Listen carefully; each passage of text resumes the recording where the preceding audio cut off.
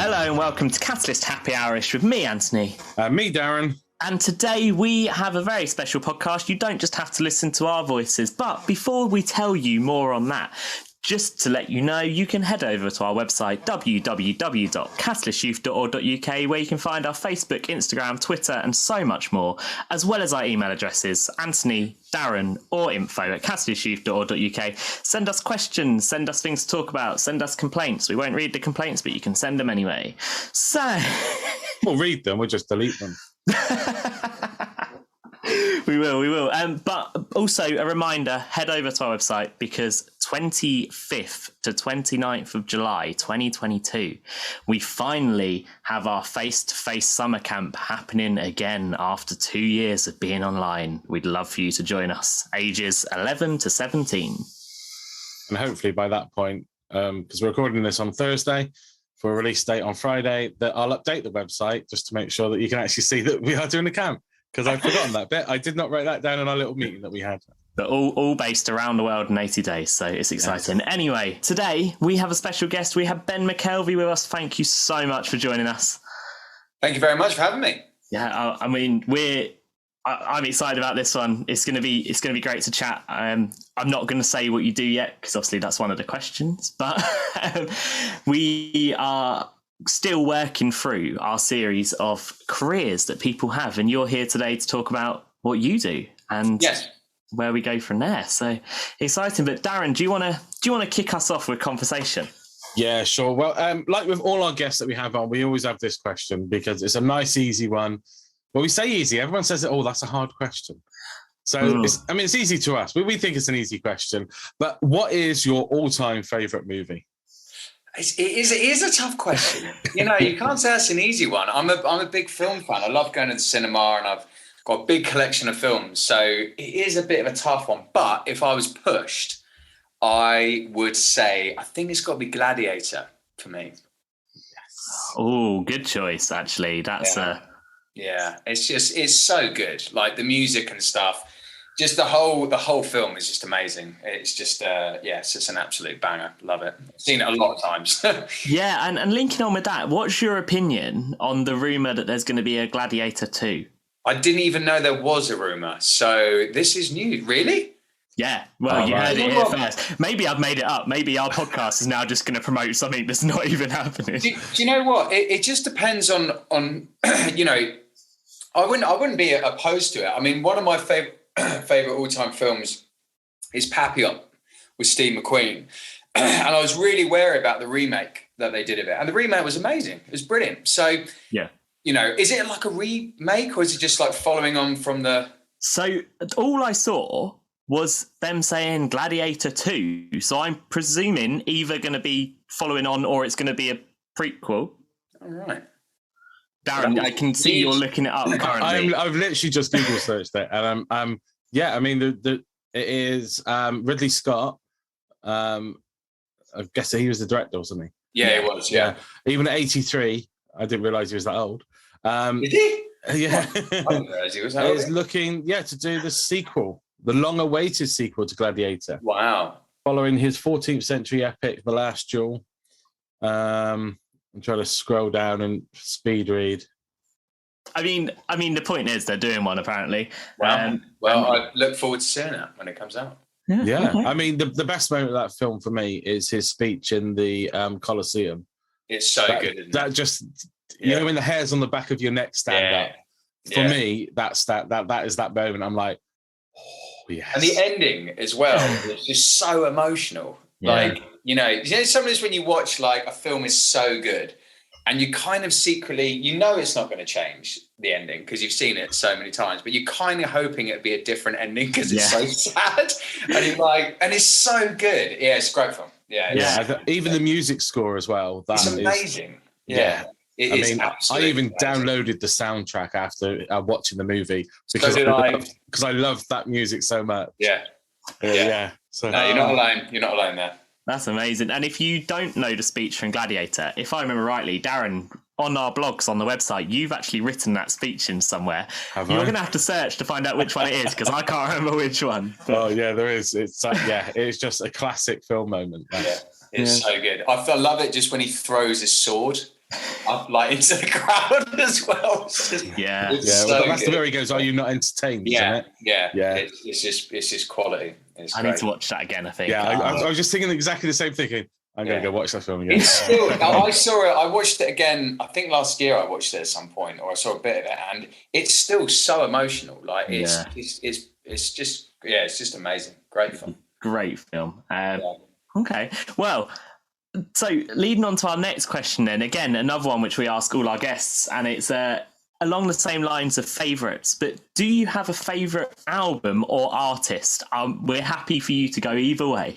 do you know what? I mean, I've been asked this question a lot, and I think I actually do have a favourite album. Okay. And it's the same your favourite artist, a guy called Brian Fallon. And he was the lead singer in a great kind of a punk band called Gaslight Anthem that I've seen many times live. Yeah. And then his solo album came out called Painkillers, and it just literally just blew me away. And it really even influenced the way that I started writing. And his lyrics are just amazing, just a great storyteller. And I think I'd go as far as to say he's my favourite ever artist, and I think that first album is probably my favorite ever album. Okay. Oh, amazing. And if you don't know that album, wherever you are listening to this, look in the links below. We will put a link to that album as well, so you can go and have a listen to it. I've checked, it's not got an E. So brilliant. And I mean, you've almost touched on it there when we asked you that question. You said that it inspired you to start writing. So I think let's chat a bit about you then. Let's chat into why you're here today and what is it then that you do? What are we going to be chatting to you about today, Ben?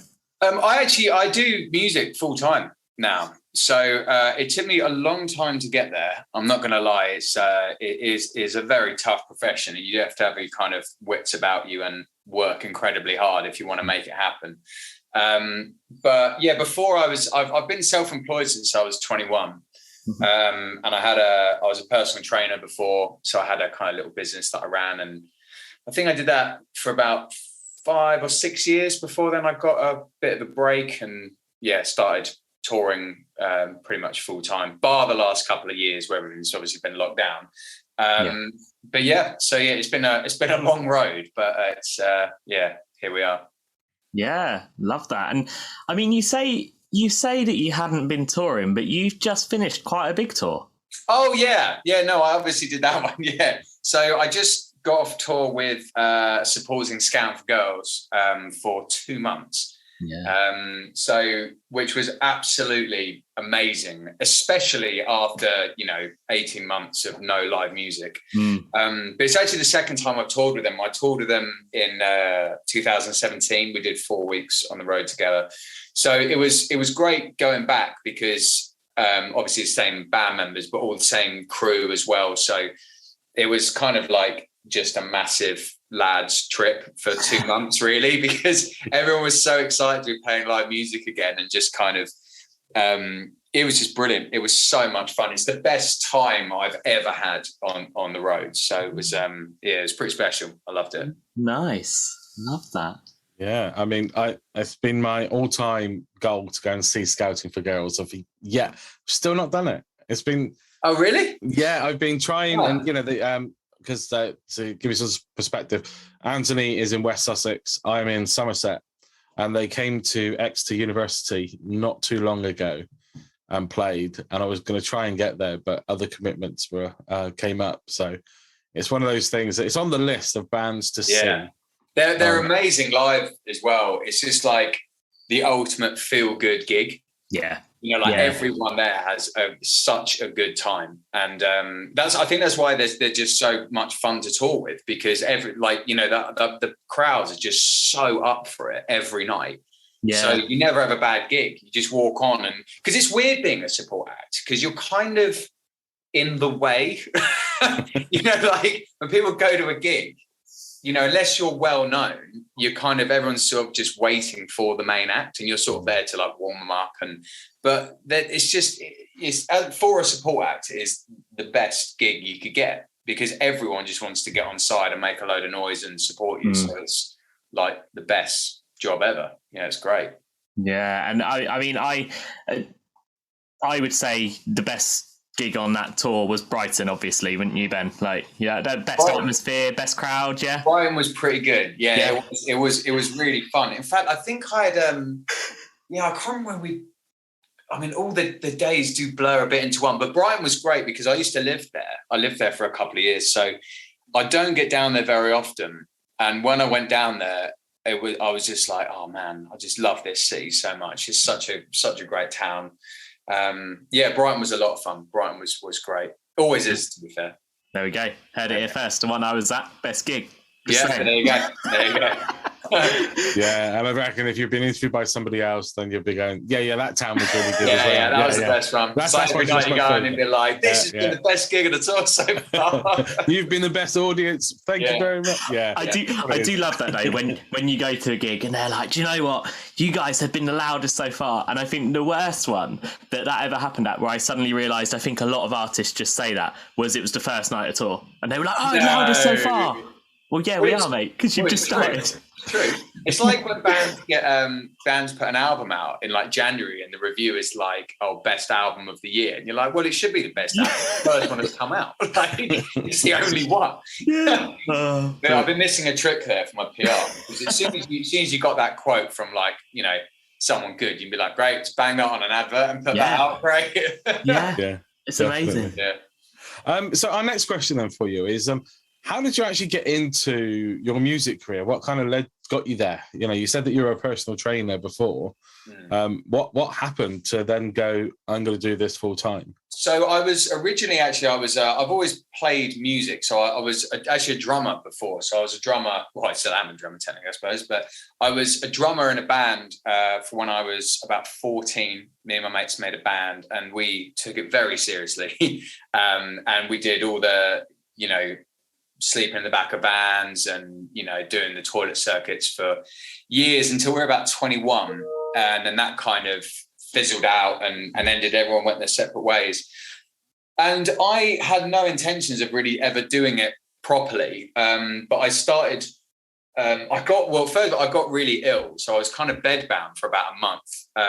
And I was on these like painkillers that I was sleeping all through the day and I was awake all night. So there was no one to hang out with. And after I ran out of DVDs to watch, I had like an old sort of busted up guitar that I started just learning some chords, and eventually just started writing some songs, and I just recorded some demos on my laptop. But again, I had no intentions of actually doing anything with it ever. I was just literally doing it for me because I enjoyed it.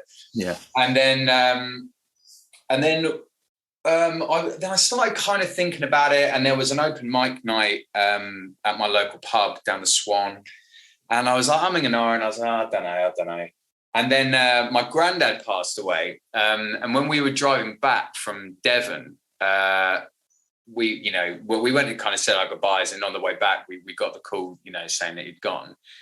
And I don't know why, but I was like, oh, do you know what? If you're going to do it, then do it today, sort of like as a bit of a tribute. And it happened to be a Thursday night, which was the open mic night. And I was like, well, do you know what? Just get down there and just play a couple of songs and just go for it. So I did. And as soon as I got the guitar on the mic in front of me, I was like, yeah, this is what I'm going to do now. So that was it. Played a couple of songs down the pub. And I was like, right, this is it. So from then on, it was like all I put everything into, Yeah. I love that. And I mean, one question that I'm intrigued by, and then we'll continue this conversation, but you said that you were in a band with your friends, and I just love, around that age, what did you call your band? We were called Fluid Lines. Okay, cool. I just love to hear, like, when people say, oh, I had a band with friends, it's like, oh, what were your names? Because I had a band at college. We went through many names because we couldn't ever decide what we liked. No, we were pretty, we were so into it, we were very, very dedicated. We just rehearsed all the time and played loads of gigs, and we kind of, we missed even like a lot of the parties and stuff that you had to be at. If we had a gig, we were like, no, we got a gig, and we were very driven. And, it's kind of thanks to what, from, I still, one of them is my cousin that I see all the time. One of them's, still the best mate of mine, lives over in Canada now, and we talk all the time still. But it was working with them. It developed such a good work ethic from such a young age that it was like, well, if you actually want to do it, like, you're going to have to be really, really dedicated to it. Yeah. So I'm glad that we did that, and we had some great times as well. It was so funny. Yeah. Love that. Some great memories. I love that. It's a really nice way to get into it as well, actually, to hear that, the meaning behind it and how meaningful music is to you and why you went in that direction. I mean, there must have been loads of moments from your career, whether that's when you first started out, whether that's from tours that you've done, but do you have a particular favourite and appropriate moment of your music career? I think one of the biggest thing when I thought it was gonna, when it did change, was when I got offered an arena support tour, because before that I hadn't done anything, and it was, what made it even better was that I shouldn't have got it. It was that someone owed me a favor, and they kind of got me in the right place, and I got talking with the right people, and I just went for it. Yeah. So I was like, well, who cares? Yeah. and the funniest thing is that when it came through and we got this contract, and I was like, this is actually going to happen. We're going to play the O2 Arena. We're going on a 3-week arena tour.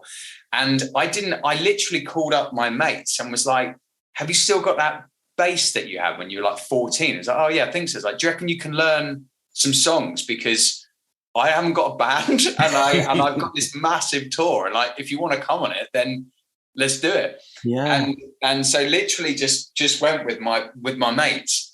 And yeah, we did the O2, we did the Hydro, we did, it was ridiculous. And we didn't have a clue what we were doing. I mean, looking back on it now, we just, it was just, we didn't have any management. We didn't have a tour manager, nothing. We just literally just jumped in a van and wandered onto these massive stages. And we did a warm-up gig in that same pub that I was talking to you about, the Swan.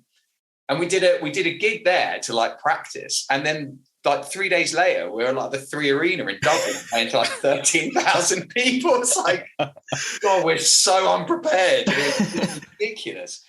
I mean, that's a movie to make, isn't it? It was hilarious. From the Swan to the massive arena. Yeah. Yeah, no, it was ridiculous. And, and we had such a good time. But the thing is, I thought that would be the last thing I would do, because I was like, we shouldn't have been there in the greatest of respects, because we didn't have a clue what we were doing. We were, and I was kind of well, it'll probably be the last thing I do, and if I'm going to do it, I'm going to do it right. So that's why I called my mates. Oh, this is going to have a laugh. It'll be great. Yeah, it's such a great thing to say that we've done one day. And then after that, I started getting some more work, luckily. So it was I can actually because when you're growing up, it's all about you got to get the record deal, and you got to get the management, and you got to get all this and that. But it is so competitive, but it is it's in the best place it's ever been that you can do it yourself. Yeah. And it's just about keep gigging.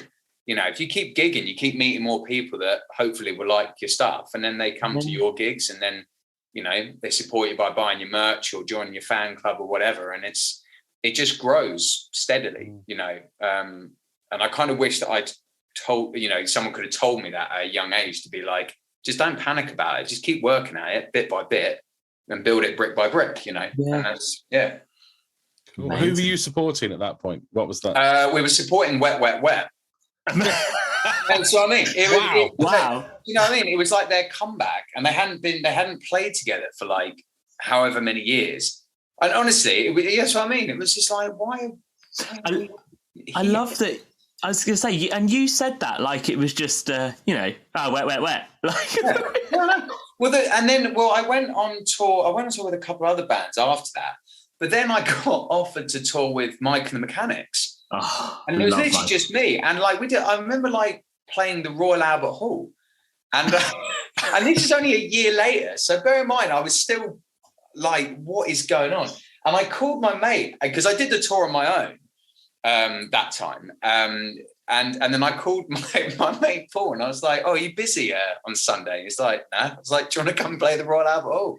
And he was like, "Yeah, right." So I was like, "Bring your guitar."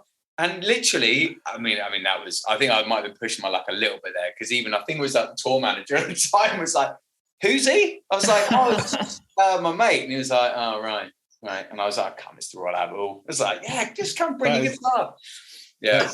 Just crazy. That's not. So the timeline is kind of like, you got the Swan, your local pub. Yeah. You're like, say, the O2 yeah. to the Royal Albert Hall. Yeah, we did. I was playing down the Swan, and I played down the Swan for about 4 years, and then within 2 years after that, I think I'd done almost every arena in the country in the Royal Albert Hall twice. Wow, it's just like great. That's incredible. Lucky. Yeah. That's so good. I just love the bit of what are you doing Sunday? Come and join me. I'm at the Royal Albert Hall. It was literally like that. Yeah, I was like, we'll have a quick rehearsal in my flat, bring your guitar, and then we'll just jump in the car, go down and play the gig. Play the gig. Yeah. There's a great photo from it for both of us up there as well. It's it was pretty special. It was fun. Yeah. Amazing. Oh man. Love that. What a story. What a story to tell though. Like we're never going to have anything like that, Darren, are we? This podcast ain't never going to be live at the Royal Albert Hall, is it? It's just about blagging, convincing. That's my whole career has just been blagging.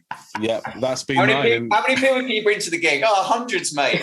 There's no one here. Oh, it must have been a problem on the tube or something. I don't know where. Cracking. I mean, I'm guessing, would that be the answer to the next question, which we got is, what is the most unexpected thing to happen within your career? Or have you got an idea of? Yeah, it was probably that first tour, because that was very unexpected. Unexpected. I mean, I'd probably say that. I think because that like led the way to everything. Do you know what I mean? That was the real foot in the door. I mean, I still have to work it, to work with certain people because I do everything on my own. Mm-hmm. So you still kind of have to keep hustling, and it's weird because you go and play like this amazing tour, like I did recently with Scouting for Girls, but when you come back you're kind of technically unemployed again until the next job, because I'm not a big streaming artist and I never will be, I don't think, because it's just not, I'm not that kind of artist. My whole vibe as an artist, I think, is all about playing live and touring and getting people to come down to the gigs and having a great time. So it's weird. And I think the only, it's almost like maybe being like an actor, you can get like a really great job on like, a TV program or do a film or whatever. And then once that's done, you get paid and then you wait around for the next thing. So it's weird because you kind of constantly, constantly have to hustle and work, and but I've learned to just love that side of it anyway. Do you know what I mean? And I think ever since getting that arena tour, for me, the biggest buzz is about getting stuff that I shouldn't get. Because it just feels so much better. It's like, you shouldn't be up there. I was like, I know. Oh, that's brilliant. And I mean, you've talked a lot about, I know you said earlier, if you had someone when you were younger to tell you that, just keep working, you'll get there, and all the whole, you're coming off a gig and suddenly you're waiting around for it. But is there one thing that you maybe away from that you'd wish you'd known before you got into the music business, before you got into this career? No, I think like I'm quite an impatient person in terms of like, I like to work hard and I like to get up first thing and get things done. And the music industry doesn't work like that.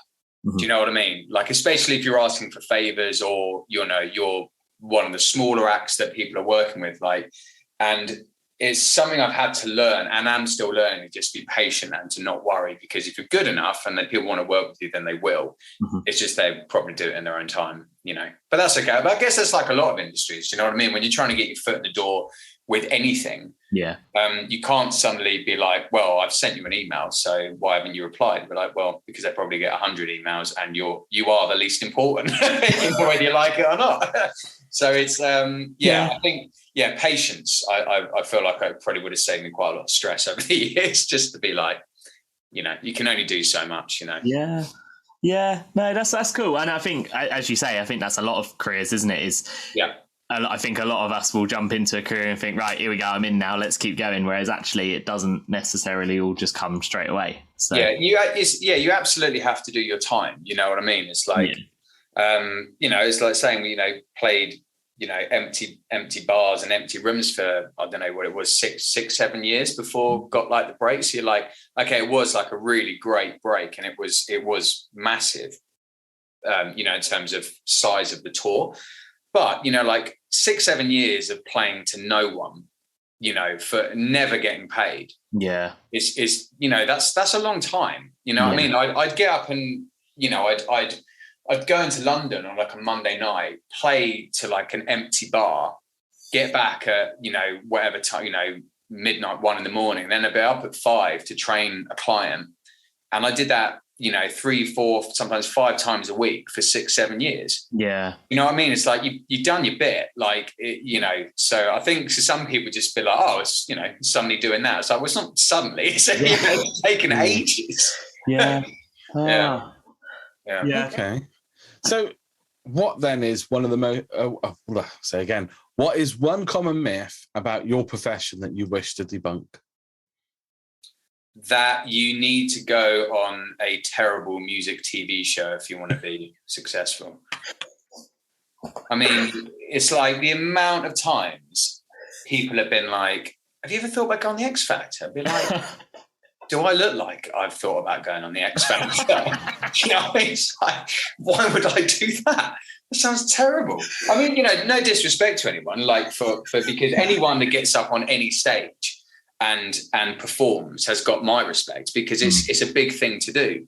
Yeah. But it's almost like, and I don't know, it's been around for a while now, and with social media and stuff, and it's almost like, I think fame and success are very, very different things. Mm-hmm. They usually come together at some point, but if you want to be famous, you can be famous for being rubbish. Do you know what I mean? Like, you can be famous for being an idiot.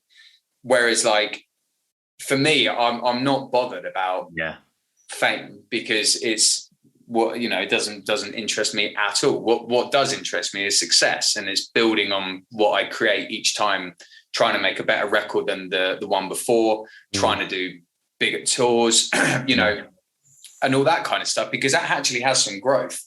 I can't even name anyone that's been on the X Factor that's still around from a few years ago. I mean, there obviously are some, but I know it is like a big foot in the door, and people go on to do like the West End stuff and all that, and that's great. But for me, it's like, I don't want to be a famous karaoke singer for 5 minutes. I mean, like, what? I've got absolutely no interest in that. I want to write songs. I want to play my songs on stage. So that's what I'm going to do. So that is a very big myth, that people think that you need to, if anyone's listening to this that wants to be, a musician, just write loads of songs, and most of them are going to be terrible for a while, and then get out and do load of open mics, play the rubbish gigs, you'll get better, and then, just keep growing. Yeah. You don't need to go on a TV show to prove yourself, Cool. It's a good bit of advice. Yeah, the TV, I'm not an X Factor fan at all anymore. It was good at the beginning, but it kind of lost its... Well, I enjoyed it at the very start, and it kind of lost its rhythm, because it became more like, it became entertainment rather than actual music talent. With the likes of some of the people that were on there. I don't know if that was the actual, but do you remember, is it Chico? That's entertainment. He can't sing to save his life. But he's not going to have a greatest hits, is he? Do you know what I mean? And it was like, that was kind of the point where, to me, I was like, I've not got the time to watch this anymore. Don't get me wrong, it's a great TV show, but it's a TV show. Yeah. It's almost nothing really to do with music. And they're going to get the Christmas #1, and then everyone has a bit of a cry, and, all that rubbish. And it's like, it's great TV, isn't it? Yeah, there was an artist, was it Leona Lewis? Yeah. She won it, didn't she? She did. And then she vanished off the face of the planet because they pumped it all in America. And it was like, hang on, she was on a UK X Factor, but now she's what was the point of this? And now you don't really see anything of her, really. No. Yeah, there are some good acts who have done well. And as I said, like, anyone that gets up and performs, whether it's their own song or someone else's song, like, all credit to them, because it is a hard thing to do, and it does take some guts. So it's not so much about the people that go on it. It's for what it is, and people have it in their heads that the only way of getting into the music industry or being successful or famous or whatever you want to call it is to do that, and it's rubbish. It's a TV show. It's like, it might work for you, and if it does, great, but and it's not going to work for everyone. And a fun fact about me: saw Chico live at Butlins. Oh wow, there you go. Didn't know he was there, but live. I can't believe you admitted that live on the. Well, I can tell you, he did one song. Yeah, well, was that Chico time? Yeah, but we thought we turned up late or something. We were like, oh, he's obviously just like a support for. It was some children in need event they did, and he did this one song. And we were like, oh, okay, we've obviously just seen the last song, and then we heard the couple next to us be like, did he literally just do one? And we're like, oh, he's just done the one song and then left again. Okay. What's the point? So much, all that travelling and waiting around and sound checks, be like for 3 minutes. I mean, to be fair, if you're getting paid a lot of money, I have no idea how much, but you'd be like, I get paid, £1,000 or whatever for 3 minutes work. Be like, well, actually, to be fair, he's probably doing all right. But I don't know. I don't have a clue. I mean, I wouldn't grumble at £1,000 for 3 minutes of work. That's what I mean. So if it's well paid, be like, I can't afford too much for that. Yeah, it's just mad. But there you go. Fun fact. It's out there now. No taking it back. I might edit that bit out. Yeah. Just I'm going to lose listeners. But I mean, what it sort of goes along these lines, I guess.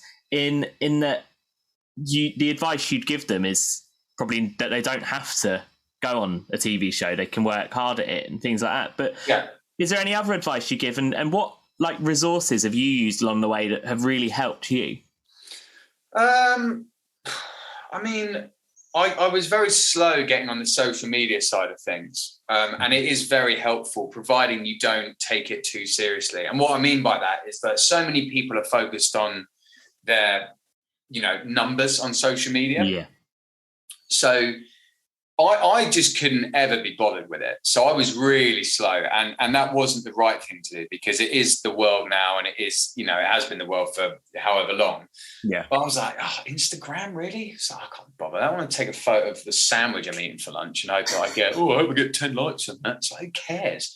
But it is amazing to keep in touch with fans. And once I started touring, it's the easiest way to chat to people that like your music, and you get them to come down to a gig and you get to know them and all the rest of it. So it's really, that is very useful. I can't remember what your question was. Well, I mean, that answered it in the fact of the best resources. Yeah. It's the... Yeah. So I'd say that, it just don't take it too seriously, because there's a lot of people with, you can buy followers. Do you know what I mean? It's like, you can just be like, I've got like 10,000 followers. It's like, no one's coming to your gig, mate. So, do you have 10,000 followers? You know what I mean?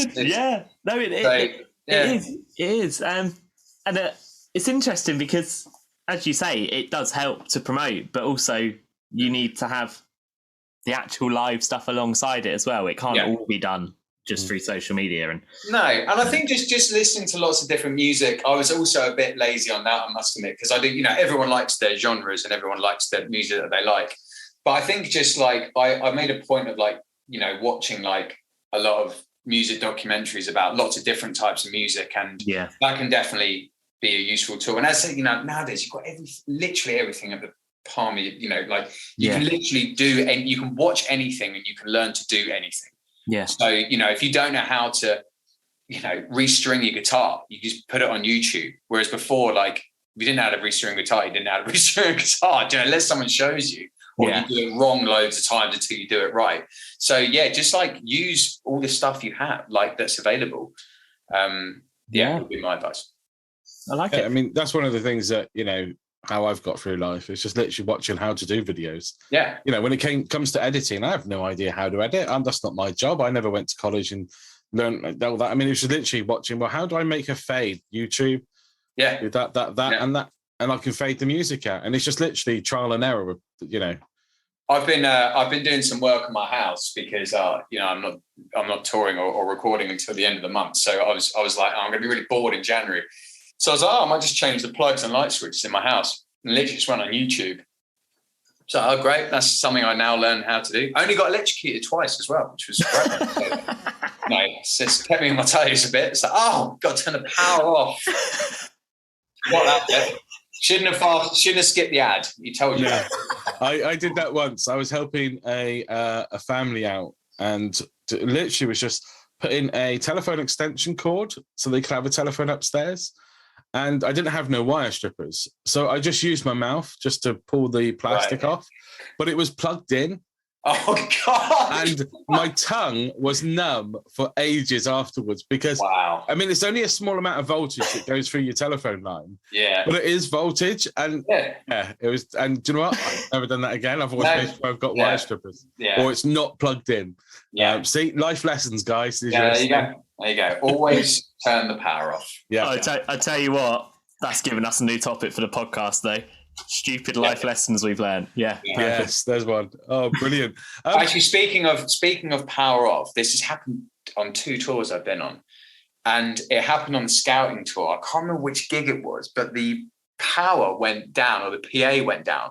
And it's because some local crew member pulled out the main power supply to charge his iPad. That's unbelievable. You just can't write it. And there was another time when I was on tour with Michael Mechanics. We're at the we played the Dome in Brighton. Nice. And I was in the crowd with my cousin because he's a big fan anyway. So we were watching the gig and the power went down. I was like, this is so weird. And I was like, I'll nip backstage, see what's going on. And I was just like one of the roadies that just walked past with like a trolley thing and just like smacked out the cable, just thought nothing of it and carried on. Just pulled the whole gig. Whole power went down. It's just like, oh God. Yeah, so, imagine being that guy. You wouldn't would not admit it. No, I was staying far away from that, so I didn't get blamed in case. Yeah. Oh, brilliant. So our final question then, I think we might have a couple more off the cuff in a second. But so if you didn't get into music, what is another job you would have liked to have done or had? When I was younger, I always wanted to be in the police, actually. And actually, William, I was looking at like that a lot more seriously just before I got the chance to do the arena tour. So I done like the personal training thing for a while, and then there was an opportunity to train with like some, I think it was some RAF cadets, and I was looking into that. But I didn't quite know what I wanted to do, and then I was looking into joining the police. I always quite fancied being in the armed response. Not know if I'd be any good at that, but I was kind of, that was something, and I think that's what I would have done, to be honest. Wow. Yeah, that's yeah. And if anyone is interested in joining the police, head back and listen to our podcast a couple ago when we had Bill on talking about his career in the police. Or his upcoming career in the police. Or his upcoming. No, I think he started now. Has he started now? I'll have to text him and find out. Yeah, well, we're interviewing him again in just under a year now to see how he's getting on. We are. But yeah, that's really cool. I mean, one of the things I do want to ask is that how can we promote you? So where can we find you? Where are you for work things? So have you got a website? I'm everywhere, mate. I'm on Instagram, Facebook, Spotify, Apple Music, YouTube. Depends. The best way to connect with me though would probably be Instagram. That's probably the best one. So if I can send you a link.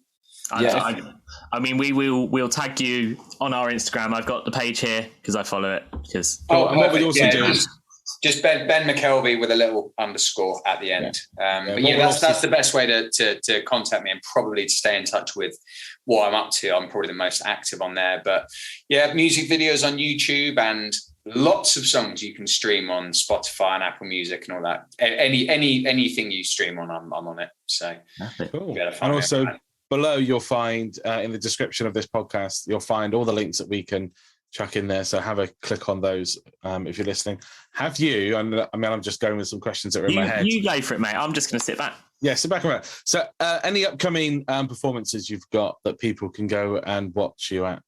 Not at the moment. I'm finishing my 3rd album later this month. So the plan is from the 31st of January to I think the 4th of February, I'm in the studio with Roy Stride of Scouting for Girls. He's been helping me produce and write this album, which has been a lot of fun. So we'll be finishing that up. And then after that, it'll be a case of looking at touring the new record. So hopefully some headline gigs, some other support tours and some festivals, stuff like that. And, just keep building it brick by brick, Yeah. Nice. And when is the album release date? Do you have that in your head yet?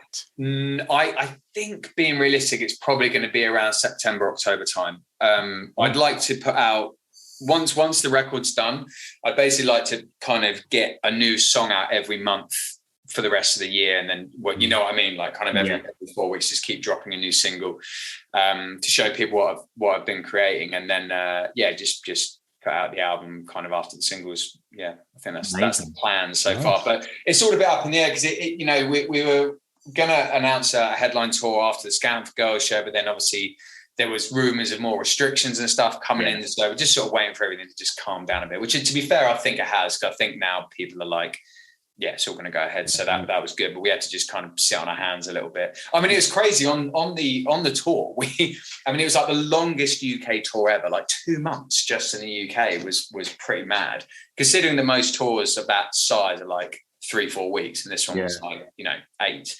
But it was kind of weird because we didn't quite know how long we'd be on tour for.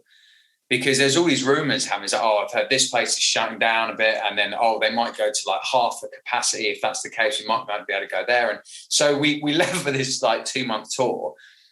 Didn't know whether we were going to play a week, 2 weeks, 8 weeks. It was like, oh god. So I think that's why we all were really in it together. And certainly for me, I was like, well, every gig has got to count, because if this is the last one, then I'm going for it, And but hopefully, fingers crossed, it's pretty much, I think, in terms of live music, is pretty much back to normal now. So it'll be, but I'm very excited about doing a headline tour. Absolutely. Yeah. So, Yeah, that'd be cool. I mean, if, we do go into further restrictions, all you need is a field and bring your own bottle, and it's all legal. Yeah, that's it. Exactly. Yeah. Mate, call it a business meeting. Yeah, work meeting, and you are fine. I know. Unbelievable. Yeah, thanks for all your help, Boris, for the music industry as well, through all this mess as well. Had absolutely nothing. And the thing is, though, if you are listening to this, and obviously at the moment, at the time of recording, there are people touring, there are people gigging. Go and support local artists, even if you don't recognize the name. If you can look in your town, maybe, depending where you are, maybe you don't, but usually there's going to be someone playing, even if they're just a local guy. Go and support them. I really appreciate that, because as I said, obviously the pandemic's been horrendous for pretty much every kind of industry, but musicians, and anyone works in the live industry has been absolutely battered, because there's been absolutely no support, no help whatsoever. Get out and buy some gig tickets and support as many bands as you can. If you're a music fan, go and see that artist live, because they've been out of work for 2 years, so I'm sure they'd appreciate being there. As for the gig, as well as helping them out. So please buy some t-shirts, all that kind of stuff. It's all good. And it goes a long way. That was going to be my next thing, is people can actually head to your website. You can buy the physical CDs, you can get merch, can't you? You've got it all on there. Yeah, I've got a lot of stuff. I've got all touring t-shirts, beanies, CDs, a lot on my website. I also have a great fan club that has grown a lot over, especially through the pandemic as well. And we've got an amazing group of people. We even have our own private WhatsApp group together. And it's quality. So that's all the information is on my website about joining the fan club. And it's great fun, especially when I do my headline gigs, because we all tend to meet up and, go to a bar together and stuff. So if anyone wants to join the club, it's on the website. You sold me at bar. That's the seller for me. Yeah, that seems to be the most popular response. But as you say, on Spotify, you can find loads of singles, you can find albums. You've got 2 albums, haven't you? Life and Love in England and Wild Child. Head over, listen to them. They're great. I can vouch for that. Thank you. Got one in the car. Got it at the Scouting for Girls gig. I remember. I think I remember that. It was like right at the back, wasn't it, by the bar? Yeah. Yeah. I remember you coming. I remember you buying a CD. Appreciate it. There we go. We had a good chat. That's how we got you on the podcast. Yeah. But it's weird. As I said, like some of the gigs do blur into one, but I do remember the Brighton one. Yeah. Maybe. I think that might be. This weird guy came up and tried to con you coming on a podcast. You know. Yeah. So that's bound to stick in your head. It works though. Look at us now. I mean, actually, we've had a few people. Well, one thing we haven't mentioned: first guest of 2022. Oh, yes. There you go. There we go. Been a pleasure. Well, hopefully we'll. I'd love to come back once. Have a chat once the album's out and touring. Yeah, that'd be amazing. And that'd be really good. We'd love to, be able to promote the album, but also promote the tour because hopefully we'll get you on around that time that you've announced that as well. Fantastic. Really cool. Well, Ben, thank you so much for joining us. I think we've come to the end now, Anthony. Is that right? Yeah. Well, thank you so much for joining us and giving up your time because time is precious. Again, thank you very much. And thank you to everybody that's listening. Don't forget, you can head over to our website at www.catalystyouth.org.uk, where you can find all our social media. And also, if you look in the description of this podcast, you can find all of Ben's socials and website and everything, so you can go and support him as well. We're here every Friday, 2 p.m, unless we forget to upload and it goes a little bit later. Well, no. So I just want to clarify something. The podcast always goes up. The advert for the podcast doesn't always go up. Yeah, if we say we're going to stick on Instagram, expect it not to enter on Instagram. This one we will. We're good when we got guests. We promote them. Anyway, thank you so much for listening, everyone. And as always, it's goodbye from him. And it's goodbye from him. We'll see you soon. Cheers.